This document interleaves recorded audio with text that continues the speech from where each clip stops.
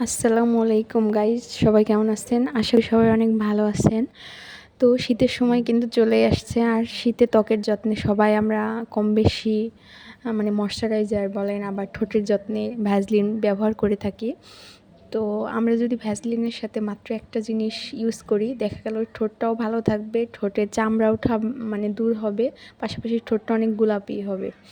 আমি এখানে যে পমেড নিয়েছি, আপনারা যে কোনো ভ্যাসলিন নিতে পারেন। তো আমি পমেডটা ইউজ করি, কিউটের পমেড, এটা অনেক ভাল লাগে।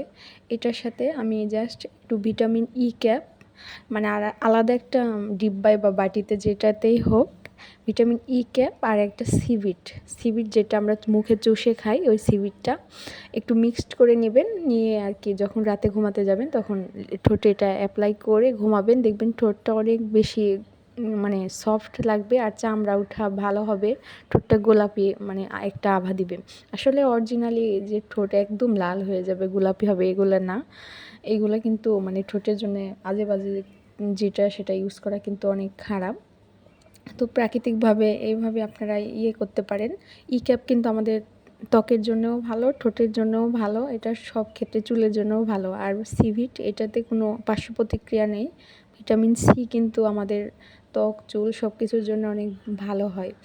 তো আপনারাও চাইলে এভাবে ব্যবহার করে দেখতে পারেন। আমি তো শীতের সময় এভাবে ব্যবহার করি, তাই আপনাদের সাথে এটা শেয়ার করলাম। তো আমার যদি ভিডিও আপনাদের ভালো লাগে, প্লিজ আমার চ্যানেলটা সাবস্ক্রাইব করবেন, আর আমি চেষ্টা করব আপনাদের মাঝে সুন্দর সুন্দর ভিডিও নিয়ে আসার জন্য। সবাই ভালো থাকবেন। আল্লাহ হাফেজ।